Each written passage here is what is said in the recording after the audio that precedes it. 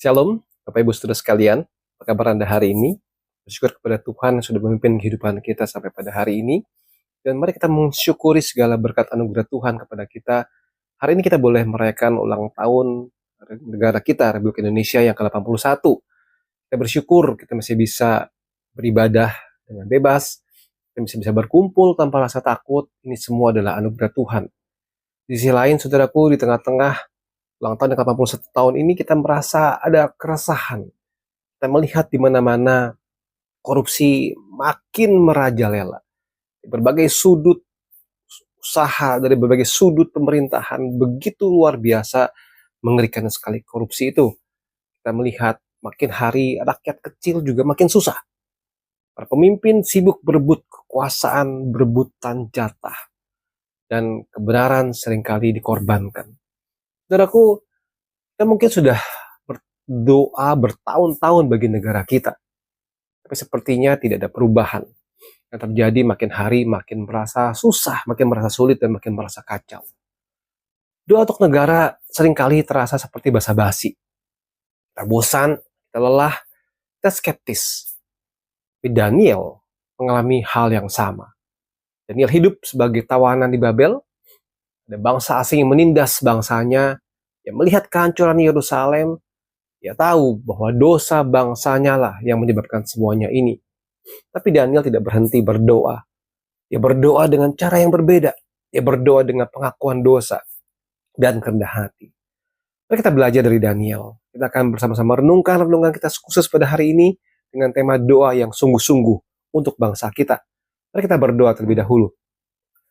Di dalam surga kami mengucap syukur buat anugerah besar yang kau berikan bagi bangsa ini. Bersyukur untuk kehidupan kami di tempat ini, di negara ini. Kami bersama-sama dengan kerinduan hati yang mendalam ingin belajar dari firman Tuhan. Dan sungguh-sungguh merelakan hati kami berdoa bagi bangsa ini. Berkatilah renungan ini ya Tuhan, dalam nama Tuhan Yesus Kristus kami bersyukur, kami berdoa. Amin. Saudaraku, poin pertama kita adalah begini. Saat Daniel berdoa, dia memulai dengan membaca firman Tuhan. Doanya dimulai dari mendengarkan apa kata Tuhan. Daniel 9 ayat yang kedua. Pada tahun pertama kerajaannya itu, aku Daniel memperhatikan dalam kumpulan kitab jumlah tahun yang menurut firman Tuhan kepada Nabi Yeremia akan berlaku atas timbunan puing Yerusalem, yakni 70 tahun. Poin pentingnya adalah apa? Daniel tidak langsung berdoa, dia membaca firman terlebih dahulu. Dia menemukan janji Allah. Setelah 70 tahun, bangsa Israel akan dipulihkan. Bukankah seringkali doa kita itu langsung meminta saja tanpa dasar? Doa kita itu hanya berdasarkan keinginan kita sendiri, asal bicara atau tidak sabar. Kita perhatikan doa Daniel. Dia mulai dengan mendengar firman Tuhan. Dimulai dengan memegang janji Allah, berdoa dengan penuh pengertian dan menunggu waktunya Allah. Sehingga mari kita belajar bersama saudaraku, waktu kita mau berdoa bagi bangsa ini, bacalah janji-janji Allah di dalam firman-Nya. Temukan ayat-ayat tentang pemulihan dan pertobatan. 2 Tawarik 7 ayat yang ke-14. Dan umatku yang atasnya namaku disebut, merendahkan diri, berdoa dan mencari wajahku, lalu berbalik dari jalan-jalannya yang jahat, maka aku akan mendengar dari sorga dan mengampuni dosa mereka, serta memulihkan negeri mereka. Yeremia 29 ayat yang ke-11. Sebab aku ini mengetahui rancangan-rancangan apa yang ada padaku mengenai kamu, demikian firman Tuhan, itu rancangan damai sejahtera dan bukan rancangan kecelakaan. Memberikan kepadamu di depan yang penuh harapan. Doa kita harus berdasarkan firman Tuhan, bukan perasaan. Dan ini tidak langsung protes, ia mencari tahu apa yang sudah Tuhan janjikan. Kalau kita ilustrasikan ya, kalau kita membangun rumah, kita tidak langsung asal pukul palu saja. Tapi tukang bangun rumah itu akan membaca gambar bangunan terlebih dahulu. Bikin pula dengan doa. Baca gambar bangunan itu, firman Allah terlebih dahulu. Sekarang poin yang kedua. Daniel mengaku dosa bangsanya. 9 ayat yang keempat dan kelima.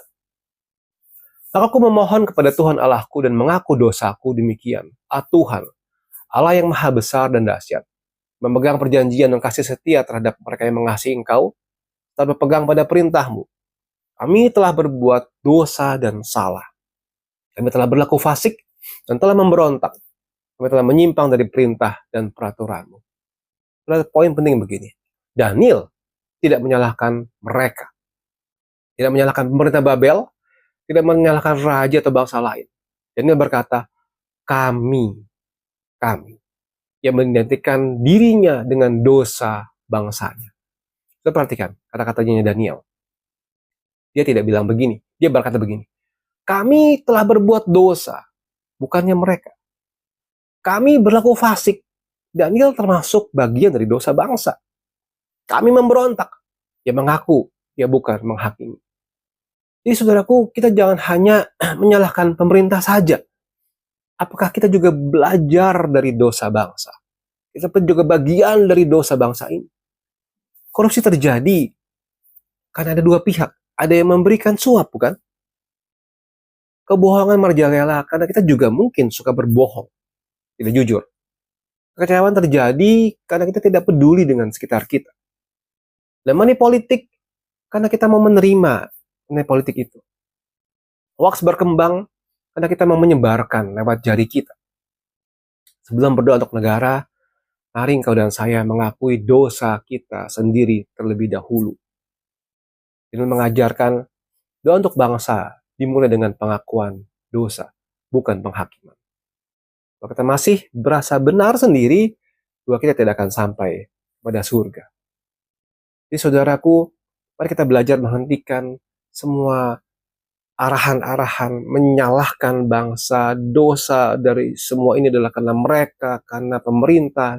Tapi kita sadar bahwa kita pun bagian dari bangsa ini, dan kita juga bagian daripada dosa daripada bangsa ini. Seperti seorang yang sedang membersihkan rumah, dia tidak memulai dengan menyalahkan tetangganya yang kotor rumahnya, tidak. Dia mulai dari rumahnya sendiri. Dia mulai dengan bangsa. Mari kita mulai dari diri kita sendiri. Poin yang ketiga. Ini berdoa dengan sungguh-sungguh, bukan basa-basi. Saudaraku, Daniel 9 yang ketiga. Lalu aku mengarahkan mukaku kepada Tuhan Allah untuk berdoa dan bermohon, sambil berpuasa dan mengenakan kain kabung serta abu. Daniel pasal 9 ayat yang 18. Ya Allahku, arahkanlah telingamu dan dengarlah. Bukalah matamu dan lihatlah kebinasaan kami, kata yang disebut dengan dan kota yang disebut dengan namamu. Sebab kami menyampaikan doa permohonan kami kepadamu, bukan berdasarkan jasa-jasa kami, tapi berdasarkan kasih sayangmu yang berlimpah-limpah. Ada poin pentingnya begini. Daniel tidak berdoa sambil lalu, asal berdoa saja, tapi dia berpuasa. Dia mengenakan kain kabung dan abu, tanda sebuah kesungguhan dan kerendahan hati. Itu doa basa-basi itu. Kadang-kadang kita hanya berdoa secara dingin saja, terburu-buru.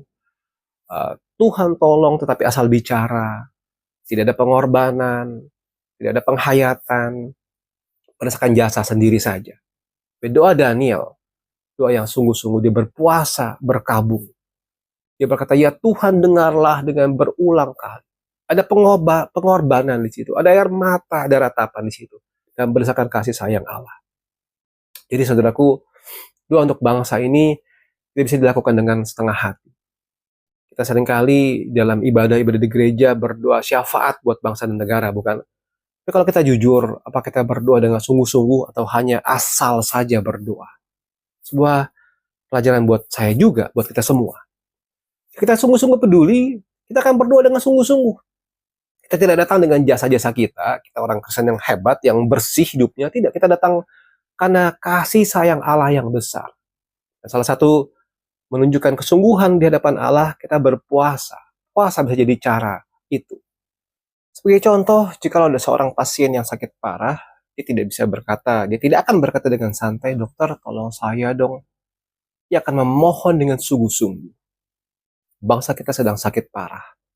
Doa kita juga harus sungguh-sungguh dan bukan doa yang basa-basi. Juga poin yang terakhir adalah Allah mendengar bahkan sebelum kita selesai berdoa. Daniel 9 ayat 21 hingga 22. Sementara aku berbicara dalam roh, terbanglah dengan cepat ke arahku Gabriel. Dia yang telah kulihat dalam penglihatan yang dahulu itu waktu persembahan korban petang hari. Lalu ia mengajari aku dan berbicara dengan aku. Daniel, sekarang aku datang untuk memberi akal budi kepadamu untuk mengerti.